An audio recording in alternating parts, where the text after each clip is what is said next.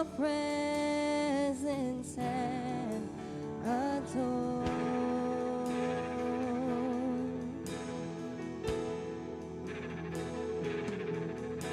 And show us your glory. Our hearts desire more of you. We're longing for your presence, Lord. I want to know you. I want to know you. And I want to know you every moment more and more, to stand in your presence and adore. Show us your glory and show us your glory. Our hearts desire more of you. We're longing for your presence, Lord.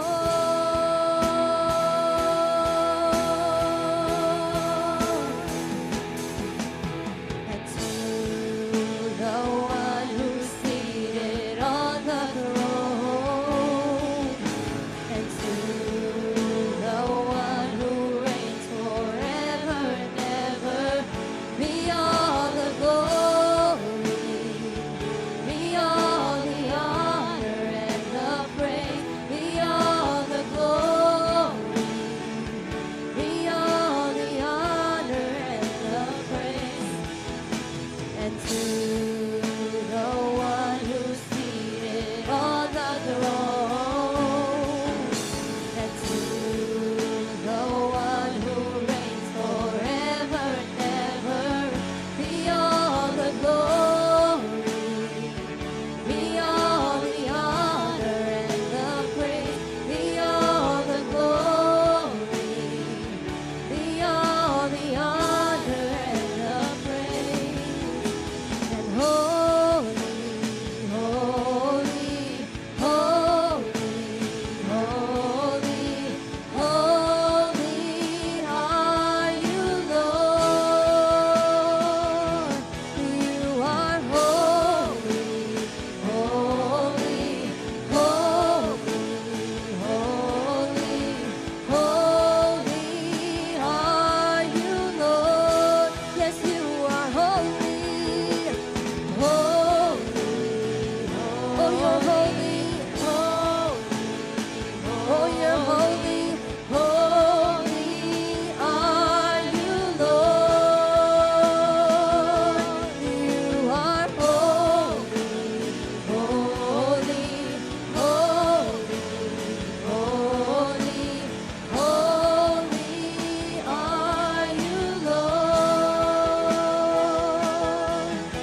And to the one who's seated on the throne, to the one who reigns forever and ever, be all the glory, be all the honor and the praise, be all the glory, be all the honor, oh, be all the glory, be all the glory, be all the honor and the praise, be all the glory, be all the honor and the praise, be all the glory, all the glory and all the honor, be all the honor and the praise, be all the glory, be all the honor and the praise. You are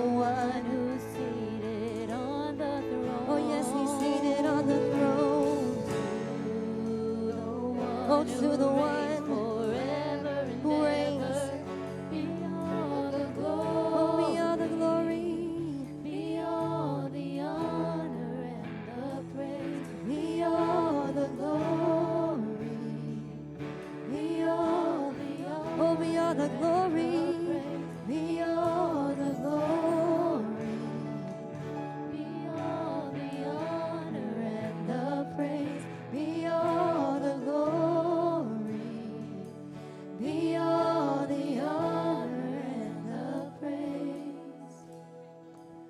Oh, Father God, thank you. Thank you. Yes, you are holy, you are worthy. And God, let us allow us to see your holiness. Allow us to see your holiness.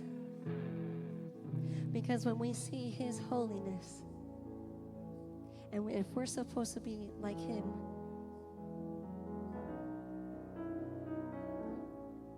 and we look up to God and see how holy he is, and we see ourselves, are we truly his image? But the good thing is that he's here to transform us.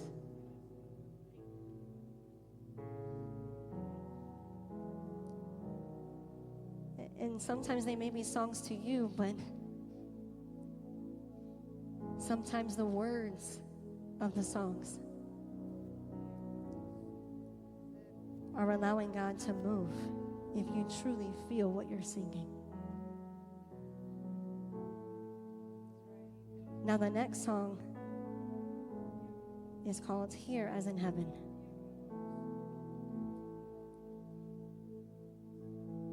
And the next song after that is called Our Father.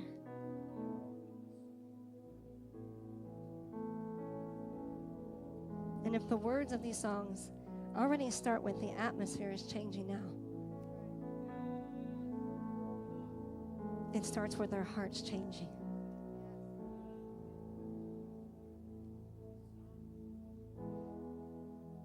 And later on in the lyrics, it says, Spirit of God, fall fresh on us. Because we need your presence. I don't know who woke up this morning and said, God, I need a little bit more of you.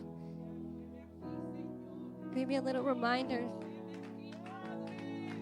that you're still in the situation with me. That you're still in my process with me. But I guarantee you, if you worship with your heart and truly believe the lyrics that you're saying, God will be able to overflow in this place. Fill our hearts. Surround us. Encounter us with your love. Surround us. And it says, your kingdom come and your will be done here as in heaven. So if you're wanting a little piece of heaven, open up your hearts and worship in the way that you know how.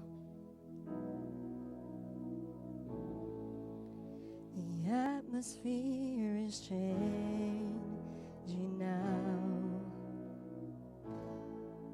for the Spirit of the Lord is here. The evidence is all around, for the Spirit of the Lord is here. The atmosphere is changing now, for the Spirit of the Lord is here.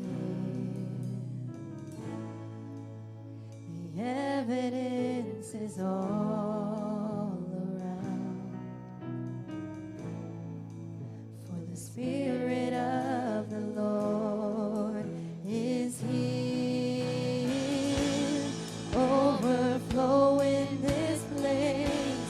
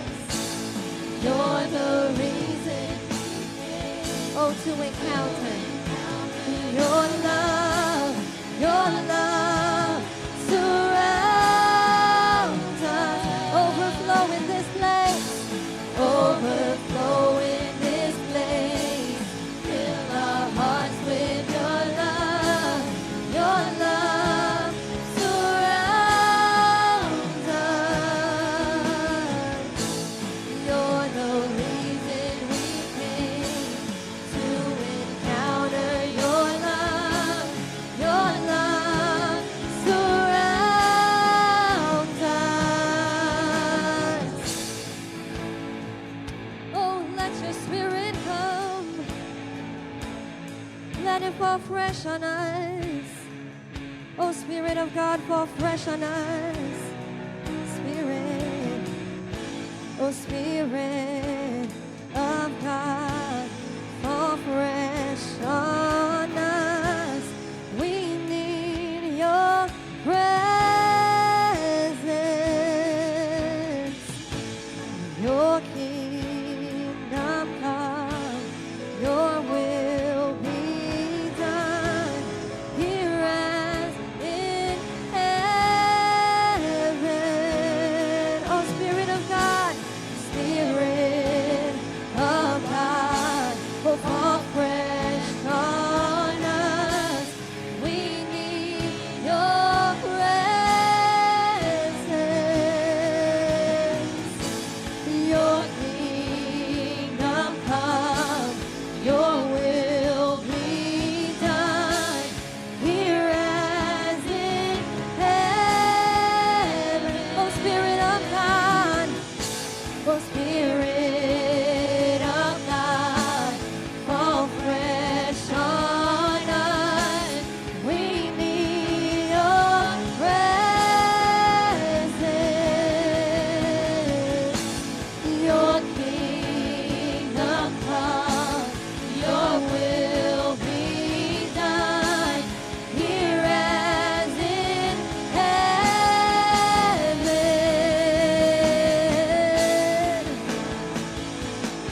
Oh, glory of God, fill this place, fill this place. Let your Spirit come, let your will be done. Oh, let your will be done. Oh, we praise and we worship you. We praise and we worship you. Oh, we worship you.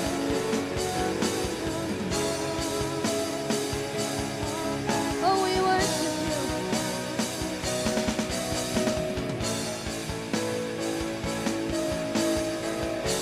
Oh, we worship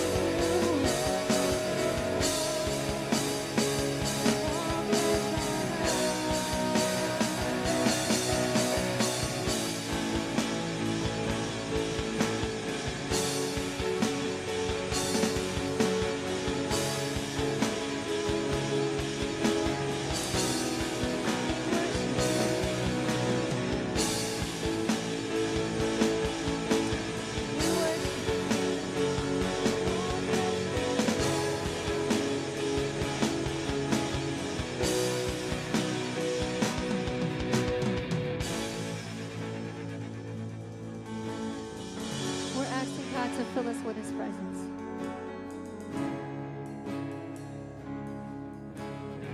And I ask myself the question, what am I seeking when I'm asking God to fill me with His presence? Because it must be something, it must mean something if we're asking God to come.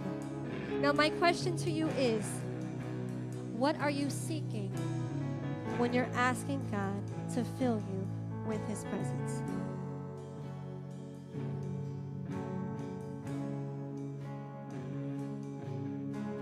Because when you meet with God and when you encounter God and He gives you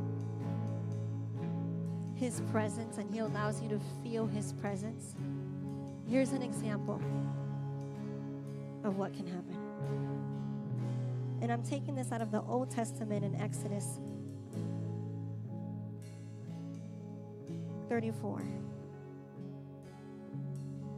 And we all know the story about Moses when he went to the Mount of Sinai and he got the 10 Commandments. And it says, when Moses came down from Mount Sinai with the 2 tablets, he was not even aware that his face was radiant because he had spoken with the Lord.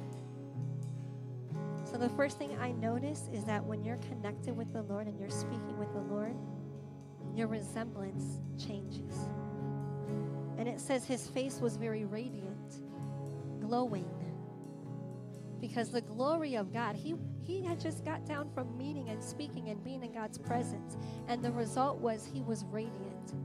Now my next question was, do you believe that when he came down the mountain, that others recognized that he was radiant? We then go to the next verse and says, when Aaron and all the Israelites saw Moses, they said, his face was radiant. So when he came down from meeting and encountering with God, others also saw that. It was the result of having that connection and intimacy with God that he resembled God's glory, and others were able to see it. So if you're asking God, God, I need you to fill me so I can resemble you, so others can see you through me, fill me with your presence. But it also says that when after Moses would finish speaking, that he would put a veil over his face. So he came down, he spoke what God had told him to, and then he would cover himself with a veil. And it says, but whenever he entered the Lord's presence to speak with him, he removed the veil until he came out. So to me, sometimes this feels like when you come into the presence of God and God wants to reveal himself to you, we have to come undone and take the veil off so he can see who we truly are. So if you're asking God, God, I need your presence in my life, that means uncovering that you sometimes want to keep hidden. But when you enter into the presence of God, that requires you to take off that veil. So if it's you wanting God's presence, it's going to cost you uncovering yourself to be connected so that way God can make you just like him.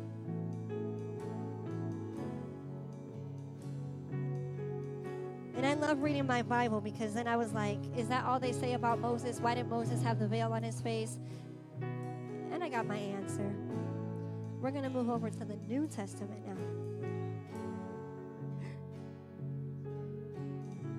And Paul talks about Moses and why he had the covering over his face. It says, we're not like Moses, who would put a veil over his face to prevent the Israelites from seeing the end of what was passing away. Wait. So I thought he put the veil on to protect, God's glory was always so strong that they couldn't even stand in God's presence. So that is one portion. He put the veil to cover himself because he was radiant and he had God's presence.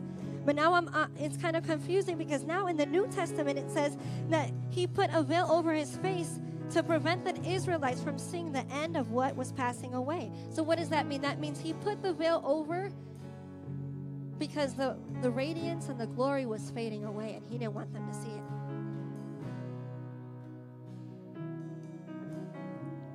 For me, it tells me that we have to continuously be connected with God to continue to have a radiance and a glow and his presence in order to carry his presence. So sometimes we're asking God, I need your presence for just one moment as a remembrance that you are here with me. But I'm here to tell you that if you want to continue your walk with Christ, to become Christ-like, that we have to continuously go back to that mountain and meet with God so he can continuously give us his glory, his presence, and fill us. Not only fill us, but transform us. Because an encounter with God doesn't leave us the same. An encounter with God gives us the desire to want to change and transform, not just for this moment. So when we're asking God, God, I need you to fill me with your presence, it's not just for this Sunday service. It's your presence that is overwhelming, that carries me out, that way in my room, that way in my car, in my job, wherever I go, wherever I walk, my God, that my likeness resembles you. And that when I ask for your presence on a Sunday service, God, that it be something that transforms me, that I'm not the same, that your presence can take over my life, I can become unveiled, and you can do whatever you want for me. So if that's you this morning, that God fill me with your presence. Make me undone. Uncover all the things that are keeping me from looking like you, my God. I ask right now that your presence fill me. That your presence fill me. So I cannot be the same, that I don't want to be the same. So let your heaven come. Oh, let your heaven come. And let your presence fill me. Let your presence fill me. Let your presence fill me. Transform my heart. Make me more like you. I want to see your presence. I want to feel your presence. Oh, let heaven come. Oh, let heaven come. Let heaven come. Let heaven come. Oh, let heaven come. Oh, let heaven come. Oh, let heaven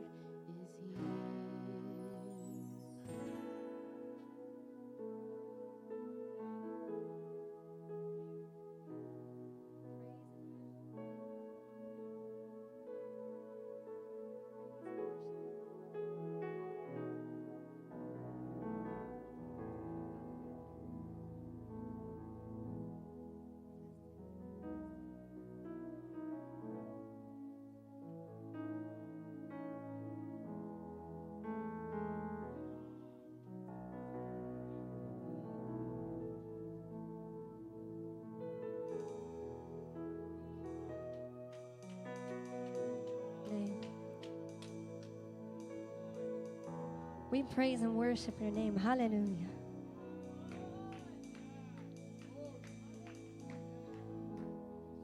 It says a miracle can happen now because the Spirit of the Lord is here. So we're going to do that verse one more time.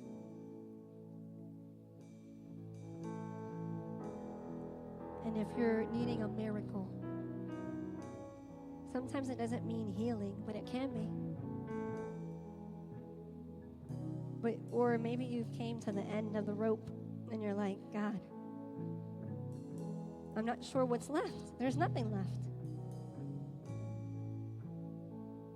And God, I need a miracle. I need you to do something. He's here.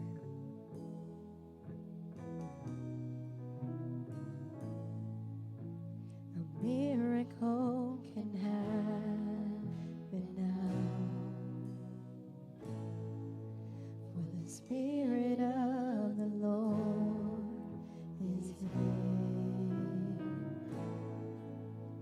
The evidence is all around. For the Spirit of the Lord is here. A miracle can happen now. A miracle can happen. A miracle can happen now. For the Spirit of the Lord. A miracle can happen now. The evidence is all. The miracle can happen now. For the Spirit of the Lord. The miracle can happen now. Miracle can happen. The miracle can happen now. For the Spirit of the Lord. The miracle can happen now. The evidence is all. Oh, I believe the miracle can happen now. One of the things that I like to do when I'm about to preach or give a sermon or something or give a teaching is I don't like to communicate with my wife what I'm about to bring, because I don't want her to bring something because I'm bringing something, and I don't want to bring something according to what she's bringing. I want to bring what God wants to speak. So every time I'm preparing or something, I'm very secretive with what I'm doing. And yesterday around 11, and she's going through the book of Exodus and coming with all these ideas, and I'm like, yeah, because she was saying everything that I'm about to say to you guys today.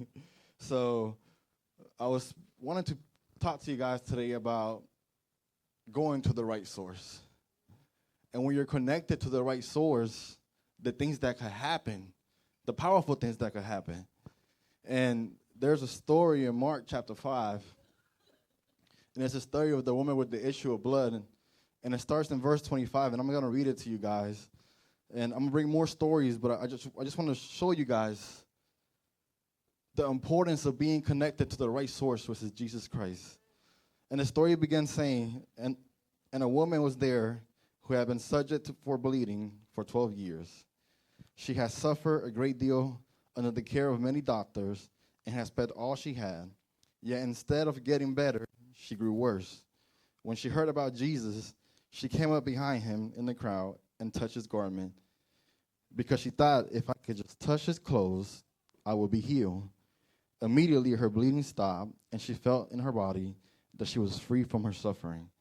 At once Jesus realized the power had gone out of him. He turned around in the crowd and asked, "Who touched my clothes?" "You see the people crowding against you," his disciples answered, "and yet you can ask, 'Who touched me?'" But Jesus kept looking around to see who had done it. Then the woman, knowing what had happened to her, came and fell at his feet, and trembling with fear, told him the truth. He said to her, "Daughter, your faith has healed you. Go in peace." The truth is that every one of us, we're always searching for something. We're always reaching for something. And we always are looking for something in people, if we need a healing, if we need something, we're looking for doctors. And some of us are in life just waiting for a breakthrough. Or some of us even struggle with like our identity, and we're always looking to become like, who is I called to be? Who am I supposed to be in this life? And that's why as humans, we're always going to somebody for answers. If I don't know the answer to this, I may call my mother. If I don't know the answer to this, I call this person. If I don't know the answer to this, we're always looking for that answer. We seek for it. But some of us always sometimes fall back in our habits, or we fall back on our culture, like, my family did it this way, so this is how I'm going to do it.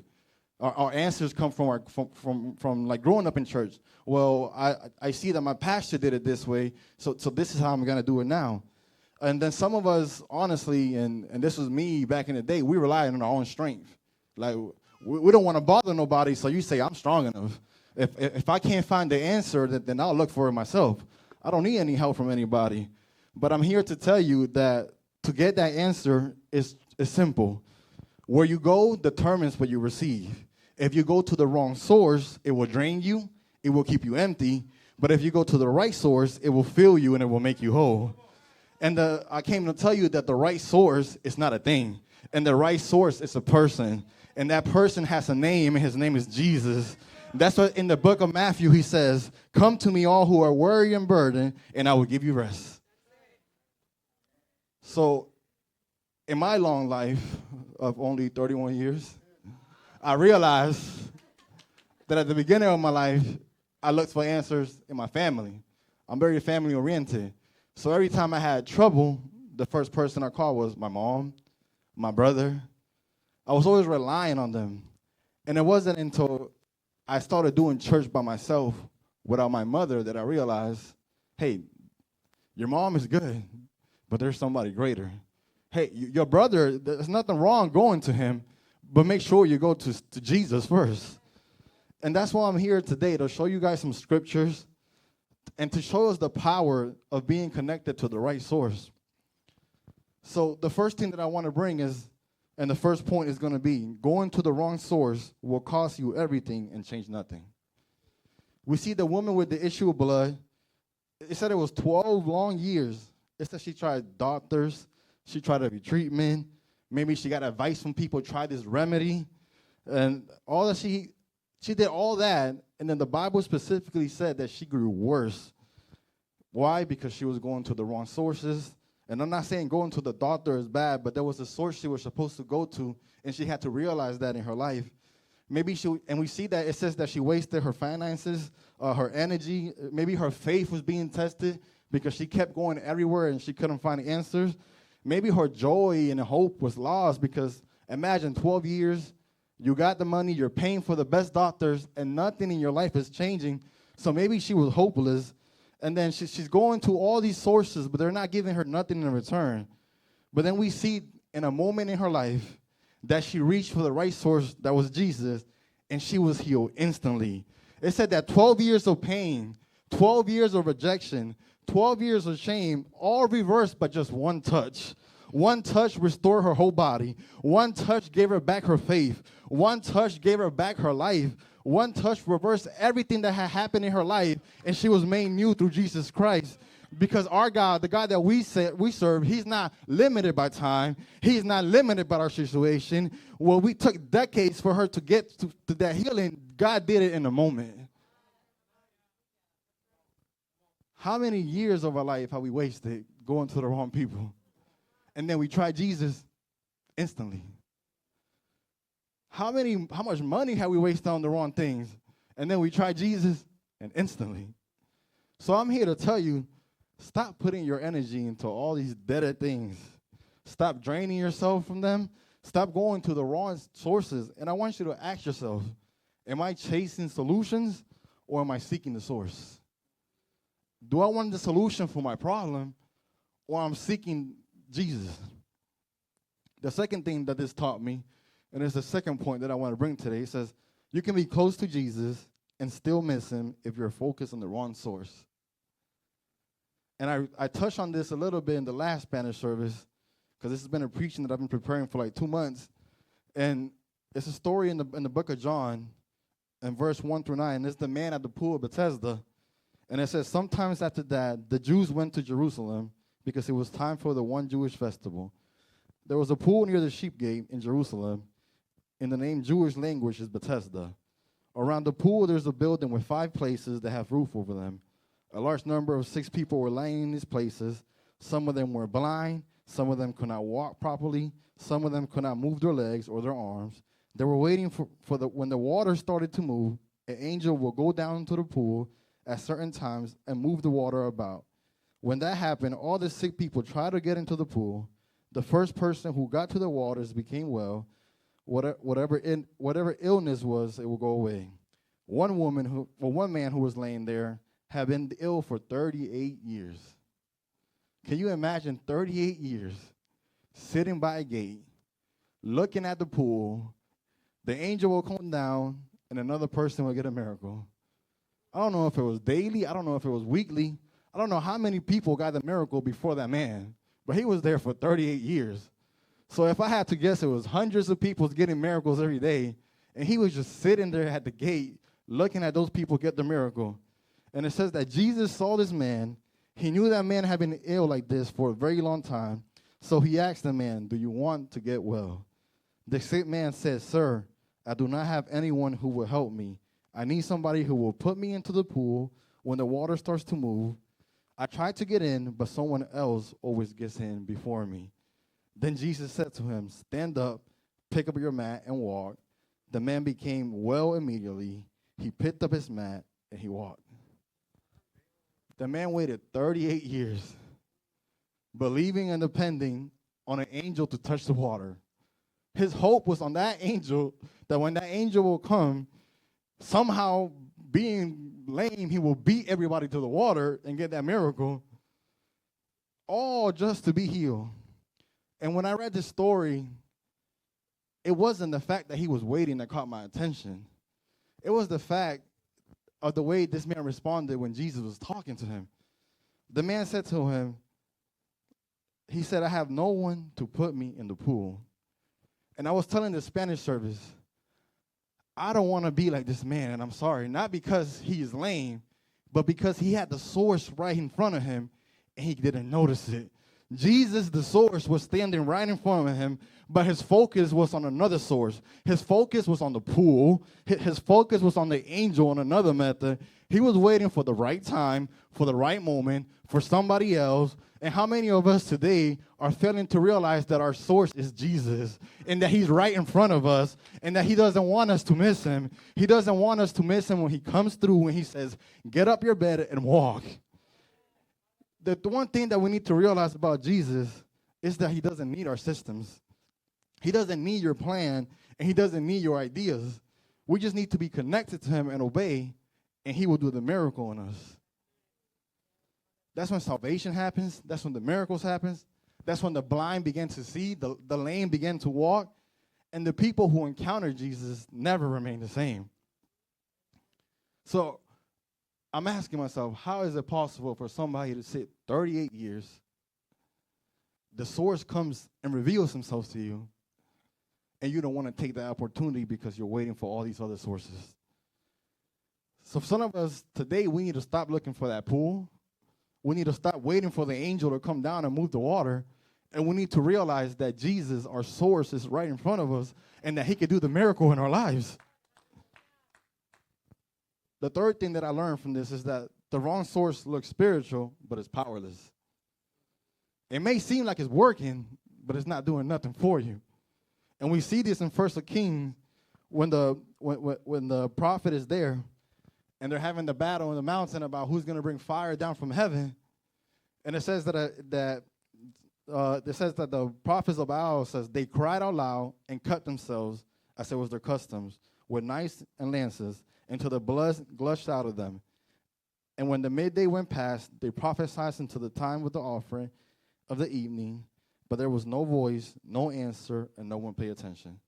What was happening here, the prophets of Baal, they had these customs, and they were cutting themselves, and they were screaming, and they was making noises, and they were trying to get their gods to bring fire down from heaven. So they were making all this noise, all this was happening, and nothing happened. But then later on, in the same chapter, a couple verses down, it was Elijah's turn. And it said that it came to pass at the end of the time of the offering of the evening sacrifice, that Elijah the prophet came near and said, Lord God of Abraham, Isaac, and Israel, let it be known this day that you are God in Israel, and I am your servant, and that I have done all these things at your word. Hear me, O Lord, hear me, that this people may know who you are, the Lord God, and that you have turned their back into you again. Then the fire of the Lord fell and consumed the burnt sacrifice and the woods of stones. We see here the story. We see Elijah. He's there with the prophets. And the story is a well-known story. I feel like most of us have heard of it. But from the outside looking in, we might miss an important thing. It's that the story tells us about the prophets, about how they cut themselves, about how they went around the altar, they danced around it, they shouted. It says that they did it all afternoon and nothing happened. But it said that Elijah prayed one time and the Lord answered. In other words, this taught me that passion without connection produces nothing. It teaches us that noise cannot replace the source, that emotion cannot replace alignment. Church, listen to me. We can shout all we want. We could dance all we want. We could pray all we want. We could cry all we want. We can give our best effort all we want. We can sing the songs every day. We can make the sound. But if we're not connected to the right source, nothing's going to happen. If we're not connected to Jesus Christ, nothing's going to move. It doesn't matter how loud you scream or how much you move or how much you dance. If the source is not Christ, then it's not valid. The source has to be Christ. One thing that I've learned and that I live by is that God is looking for alignment. He's not looking for volume. You can shout louder than me, but are you aligned? You can scream louder than me, but are you aligned with Christ? You can dance in the presence of God, but are you aligned with Christ? You can even speak in tongues, but are you aligned with Christ? Elijah was aligned with the source. That he didn't even have to cut. He didn't even have to scream. He didn't even have to dance. He just prayed and the fire fell. That's why John says, I am the vine and you are the branches. If you remain in me and I in you, you will bear much fruit. But apart from me, you could do nothing. We can come to church like my wife was saying every Sunday. We could jump, we could shout. But if we're not connected to that source that's Jesus, we're just wasting our Sunday. We're missing football for no reason. I love watching my football, but if I'm here and I'm not aligned with Christ, I'm missing my football for no reason. So I'm going to make sure I'm connected with the source so that it's not in vain.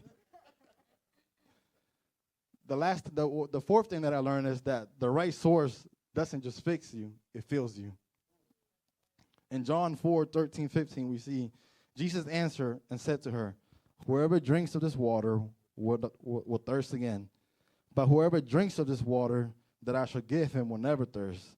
But the water that I shall give him will become in him a fountain of water, springing up into everlasting life. The woman said to him, Sir, give me this water, that I might never thirst again, nor come here to draw again.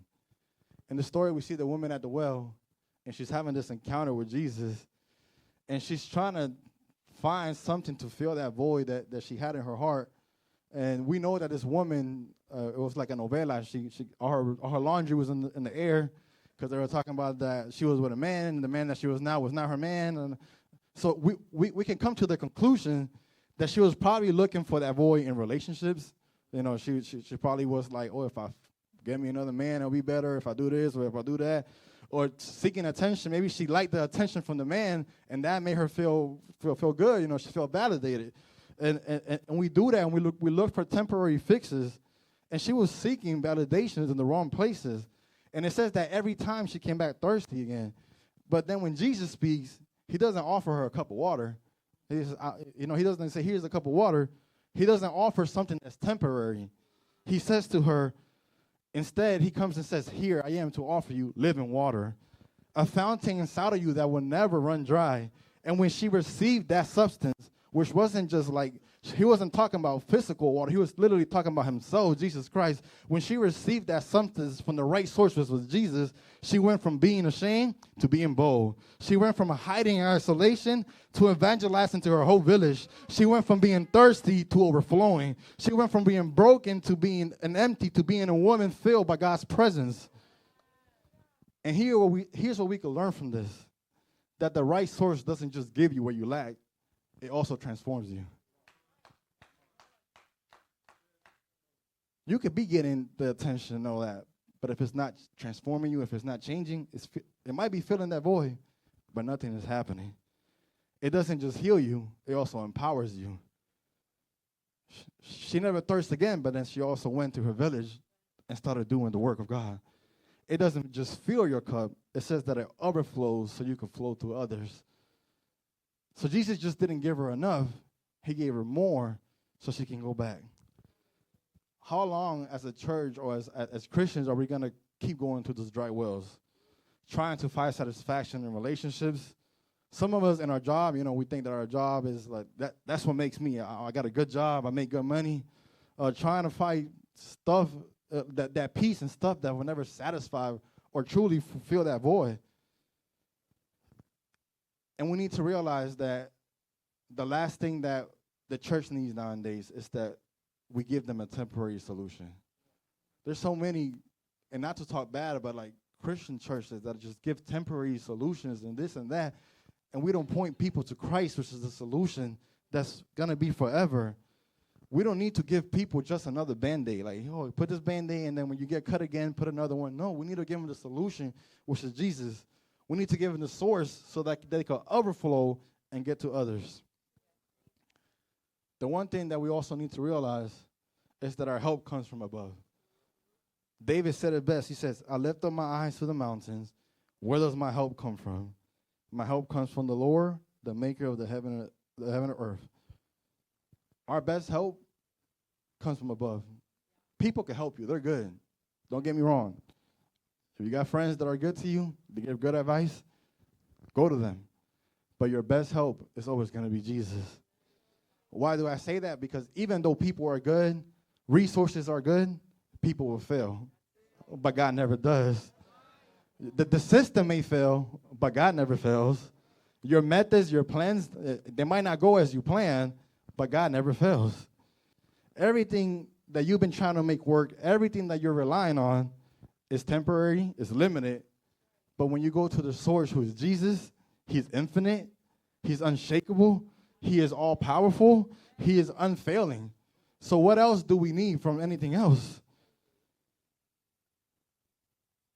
We need to learn how to, when we're going through a hard time and we're going through this chaos and we're looking around, I always picture my life like if I'm standing on a cliff and I'm just looking around me and I'm seeing all this chaos and I'm seeing all these problems and I'm seeing everything happen in this world, your heart just you gets worried. You're looking down and you're like, what's going on? Like, when are things going to change? But then I realized that when I lift up my eyes to God, the heaven or the maker of heaven and earth, the one who spoke the world into existence, the one who parted the seas, the one who heals bodies, when I put my focus on him, everything in my life changes. I may be down, I may be seeing everything, but when my eyes are focused above on Christ, everything in my life remains better.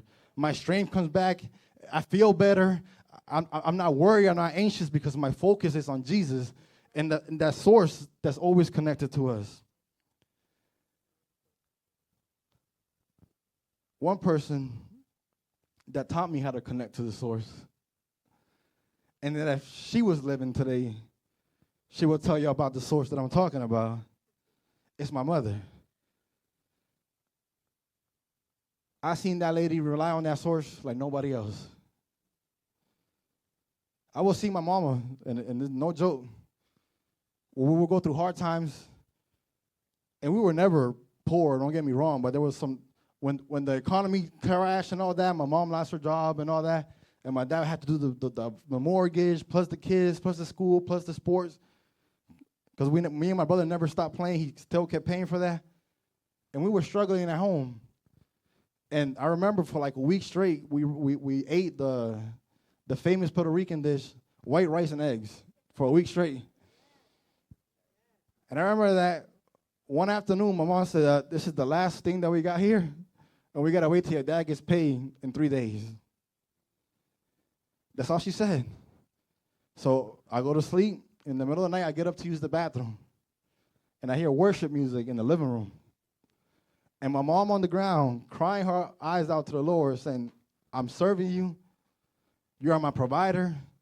I know you could do it. I know you're the source for everything. I remember waking up the next day. That was a Friday, a Saturday. 8 o'clock in the morning, somebody banging on the door. Me and my brother go open the door because my mom's sleeping, my dad's at work. And it's the brothers and sisters from church with like 30 bags of groceries.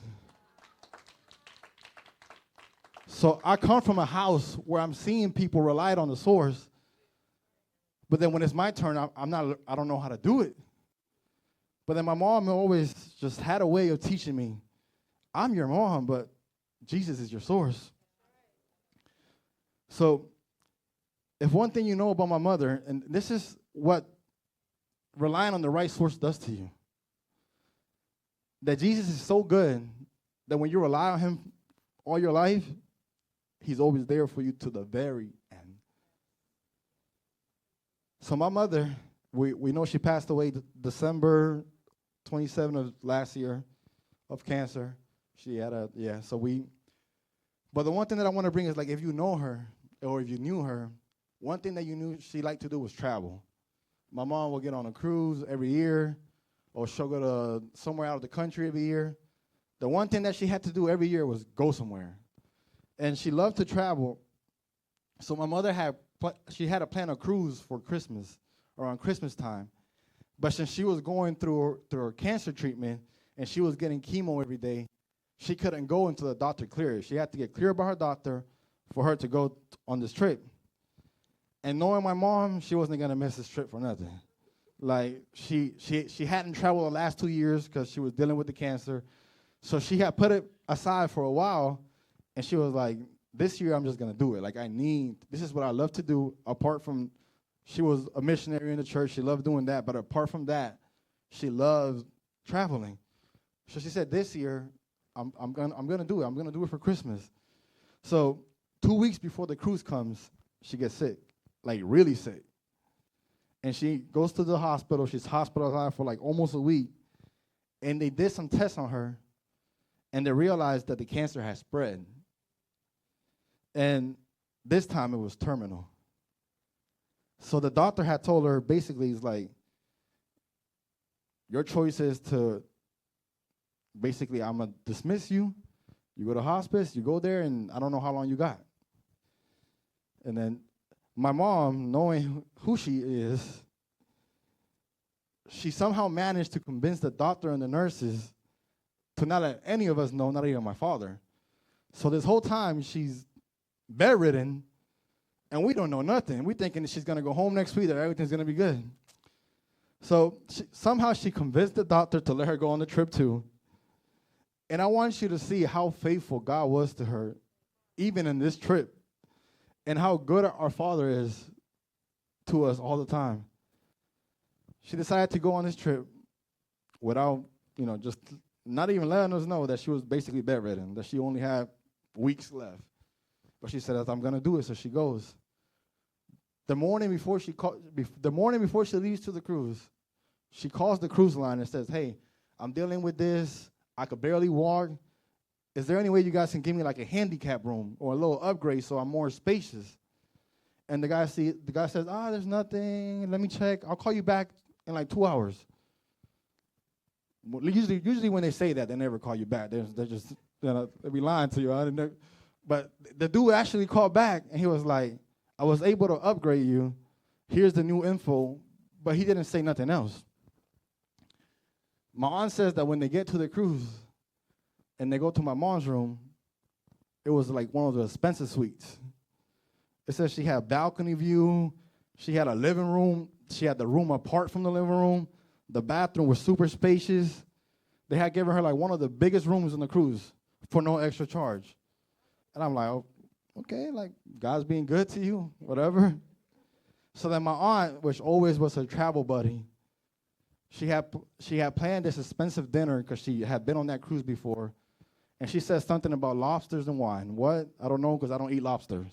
But they were going to eat lobsters and wines one other night.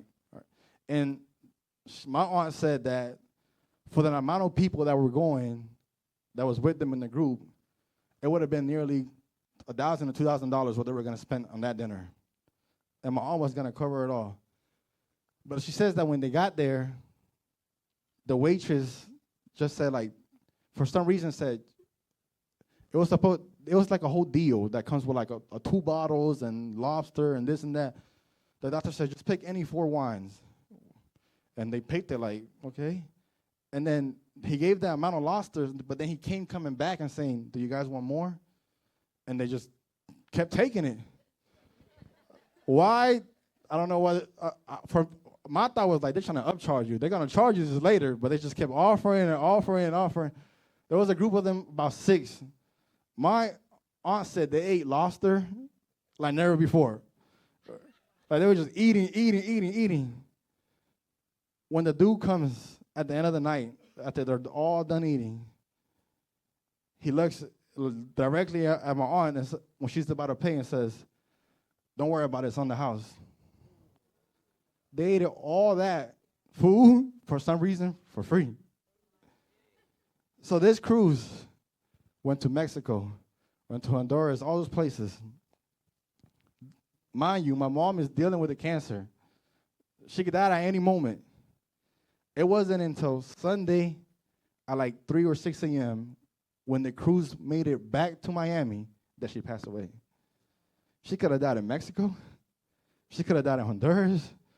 She could have died that would have been a whole nother mess.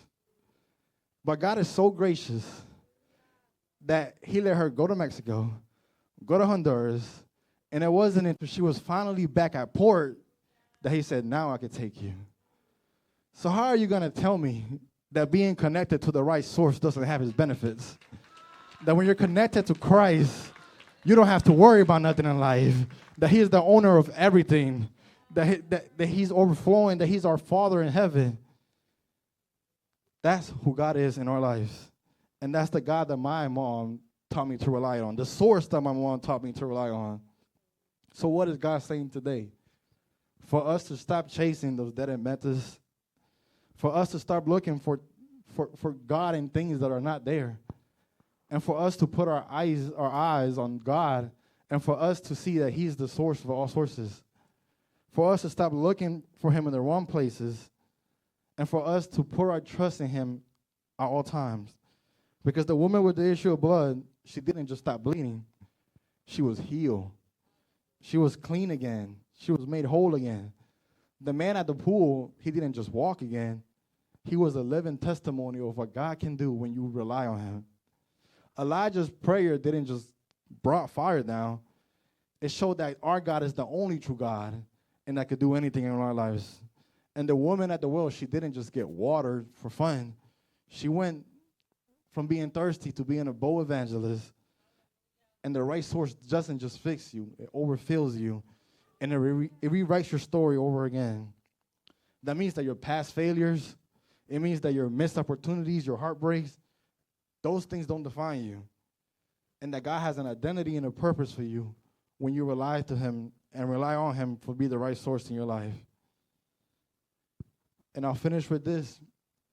I heard the story once, and it's true, and God is going to be in your life as big as you let him be. One thing that I know about God is that he doesn't force you to do anything. And this, how big you allow him to be in your life, that he's going to be. And I heard this story about this little boy who was in the car with his father. And he asked his father, like, God, can you explain to me how big God is? And the father, being the father and the knowledge that he has of God, he tells the little boy, just look out the window and look at that plane. That's how big God is. But the little boy didn't understand, because when he was looking out the window, if you look at planes out the window, they don't look that big. They look small, they look, when they're far away, you can't see how big they really are. And the kid starts to put into the dad, that's not that big. Like, I thought God was bigger. So his dad decided to do something. He says, let me take you to the airport. And he takes the son to the airport and takes him up to where's their planes. And then he looks at his son and says, how big is the plane now? And he says, wow, like, that's huge. That's a big difference. That's a big plane. And the father looks and says to the son, That's how big God is going to be in your life. The closer you are to him, the bigger he's going to look. But the further you are, that's how small he's going to be in your life. So when you're connected to the right source and you're close to Jesus, that's how big Jesus is going to be in your life. Amen.